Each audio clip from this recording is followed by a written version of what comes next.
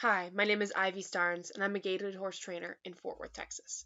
Today we're talking about what age do you start riding gaited horses? And it's a very controversial topic. We're going to get to it in just a sec. I want to make a really quick note that everything I'm going to say here is my opinion. Now, I thought this was like sort of everybody knows that the videos I post are my opinion, but with the video of me getting bucked off being hugely popular in terms of it has 15,000 views over that, and I wasn't intending that to be that kind of a video. Lots of people have weighed in and said where I'm wrong and that my opinions are wrong, and that's okay. I don't delete those comments. But what I want to say, and I want everyone to hear, is that this is my personal opinion. If you disagree, that's okay. And I'd love for you to share your opinion nicely, but understand that these really are my opinions. So when I say that this is the age you should start a gaited horse under saddle, it is an opinion. Now, it is an opinion based on years and experience and articles I've read and other people's opinions as well. So if you disagree with it and have had different experiences, that's okay. I am not here to tell you you have to do it my way. I want to give you my opinion and my reasoning. In the description, you can see that there are some articles that are linked. Some talk about starting horses earlier and information about it, but I'm going to give you my opinion and how you should start a gaited horse under saddle. All right, my opinion is that gaited horses, like all horses, should not have lots of riding until they are 4 or 5. Now, what I mean by that, by lots of riding, is I call more than 30 minutes a lot of riding and heavy riding. So a long trail ride should not be done on a 2 or 3 year old, but that is my opinion. Nor should they be speed racked. But again, if you disagree, that's okay. This is my opinion, is that horses should not be started as young as most horses are. We're not talking about a lot of industry things. You could point to a lot of things. I'm just going to tell you my opinion. This page is actually based on me sharing things that are positive and things I believe, not things I don't. There's a lot of techniques out there and ways of training and disciplines that I don't agree with, but and if I were to post those about why I disagree, like for example, Big Lick, I don't agree with that. If I were to post more of that, how much I disagree, I would get more engagement and more comments, and my page might grow faster. But I am committed to talking about the positive. And that's just a personal opinion. A lot of people, you know, they start horses much younger, they start regular horses much younger. I'm going to give you my opinion. My opinion is don't start those long trail rides till they're 4, 5, or 6 or older. I have a 2.5-year-old filly. Now she's big. She's certainly hasn't filled out tons, but she's very tall. And I have not actually even sat on her. I would like to this winter just to sit on her for a couple minutes. I mean, I think I could have when she was 2.5 because of her size, and she's so calm. And she gets handled by people all the time, so she's not scared of people. So putting work on horses at a young age, even ponying them or trail riding them at 6 months or 7 months or anywhere in between that is good. Like I have a friend, she has a weanling and she ponies him behind her trail horse. She doesn't ride him and he's big, but she knows that get experience is a good thing. And so you're going to look, some people will argue and say, oh, but when you put a weight on a horse's back, his muscles develop and he's less likely to have bone issues later on. Now, I don't disagree with any of that except for the putting a rider on. I think there's lots that a horse can do that doesn't involve carrying a rider's weight. Lots of people ride 2 and 3-year-old horses, gaited and non-gaited, and I am not here telling them that they're wicked or horrible.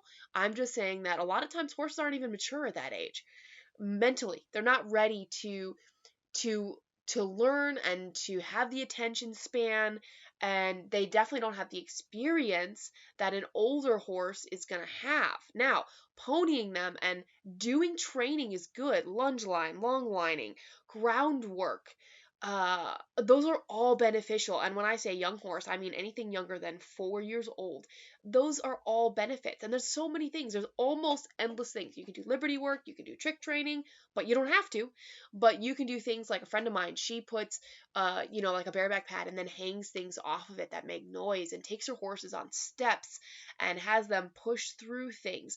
And all of those things are preparing them to be ridden and most likely will make the riding part much less traumatizing. If you think about how horses have been started under saddle for years, it's very traumatic experience. We call it breaking for a reason, and it was very traumatic. But with gaited horses, it generally doesn't, especially if they're handled well. And I am for handling them. I am for teaching them how to have a halter on, teaching them how to have a saddle, teaching them to have ropes around them. But I'm very much against putting a rider or long rides on a horse until they're about 5 years old. Now, some people are going to disagree and say, oh, I ride my horse trail riding at 4. Okay, that's fine. Go with that. Tanya says, everyone does horsemanship their way, and that's all right. Keep on spreading your knowledge. So yes, that's what I'm doing, is I'm here to tell you my way of doing things, and you're welcome to do it or not. And that's okay. Or to do part of it. That's another thing, is you wouldn't have to do everything. You could do some of it. Maybe you say, well, I'll pony, but I'm going to ride at 3. One of the articles that I'm going to reference here that I really like, and there's a link, it's called yourhorsefarm.com is the website. And there's definitely probably things in the articles that I don't agree with. There is definitely a growth plate fusion chart on that website you should take a look at. Tells you when the bones finish growing together. So I haven't done it, but they say if you x-ray a horse's legs, is the joints bones won't even really be touching the other, the joint, the cartilage. There's still this large gap, and they say that that's a reason why horses aren't ready to bear a rider's weight, is because they still have it's just floating. So you can also do more research on that as well. One of the things I like, she mentions growth plates, but then she says this: look inward, not out. The external appearance of your horse can be misleading. It's better to follow a timeline of fusion when making your decision to start under saddle. And she's talking about the growth plates again. So we're looking not at the size of the horse, but at how mature the inside is, both the brain and the bones. On average, it's safe to introduce a horse to a rider at the age of 4. And again, I say in my description, the weight of the rider matters. And you guys know who you are. If you're a little bit heavier, you may want to find someone light to start the horse under saddle. And it might cost money, but maybe the horse is so calm you can just throw a kid up there, and he's got a helmet on, and you have a great first few rides. You can walk, trot, canter. But it's the weight of the rider does matter to the horse's back. If you're a heavy rider, wait longer or have someone else start it.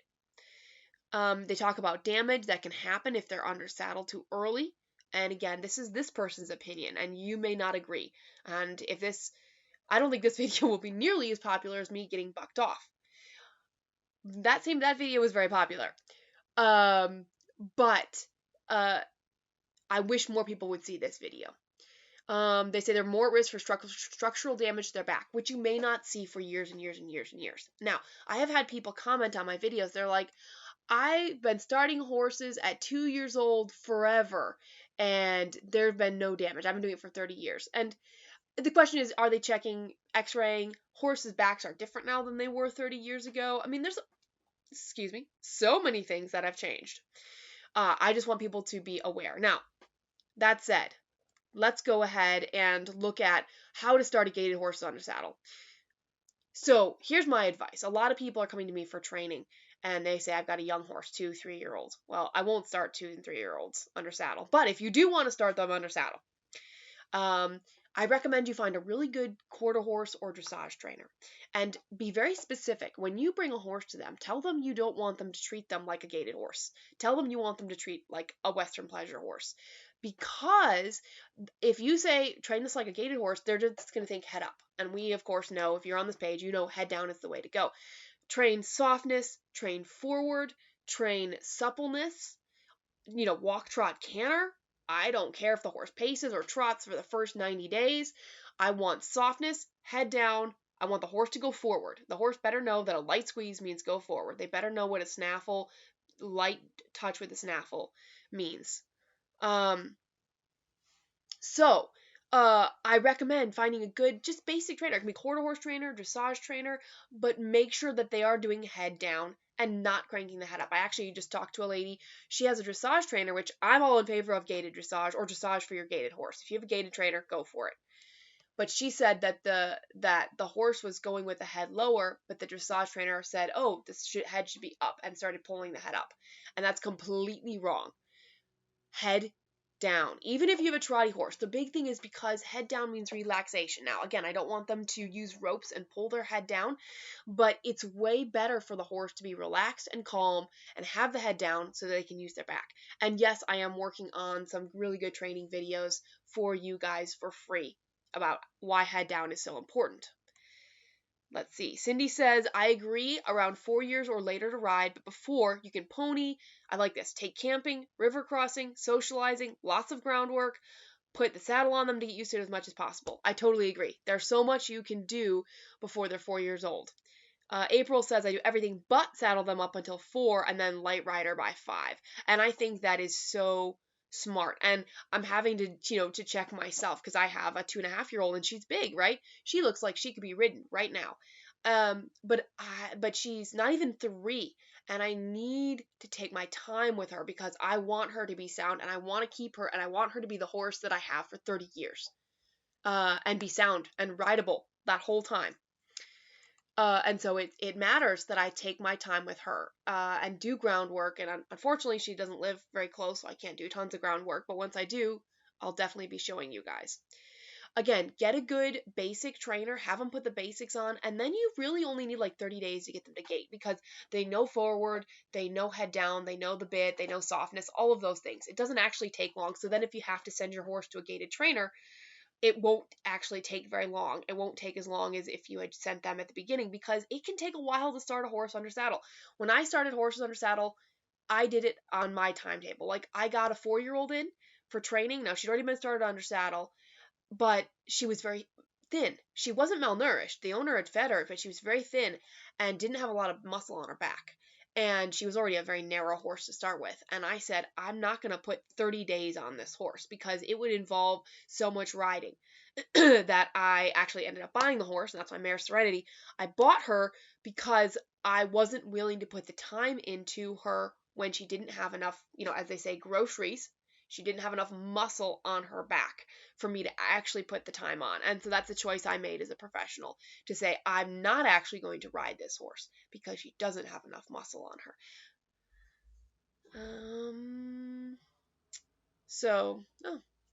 Fire truck. Anyway, so controversial topic. If you believe something different, that's fine. But a lot of my videos are for beginners. I mean, we've got a lot of really great riders on here. But a lot of people are finding my gaited videos and they're beginning and they don't know anything differently. And I'm telling you, riding a 2 or 3-year-old and having them already have had tons of miles on is a sign that the horse probably won't be sound later in life. Not guaranteed, but it's a sign that has been overworked. So something to think about. I also highly recommend finding a good quarter horse trainer or dressage trainer near you, but specify head down and make sure they're doing that in their training. Okay, not a lot of people watching today, only had 4 comments. Again, if you have any comments after you watch this, please comment. Next week, I'm going to be working on some things to do when it's cold out. Hopefully, then you can thank Parker for that because he's planning to come video with me, and we're going to try to see what we can do. Since I don't have it video now, I can't guarantee what we're going to work on. And I'm also next week going to work on some head down videos for you guys. I was originally planning like 3 15-minute videos, but who knows? It might be like 5 20-minute videos because there are so many questions and I want to answer them, and it'll be in a multi-part series that'll be available for free for training the head down. And so I posted on my page, Ivy's Glide Gait, if you have any questions about head down. And so now's the time. Go, post if you have any questions and let me know. All right. Thanks so much, guys. I hope you have a great day and a great weekend.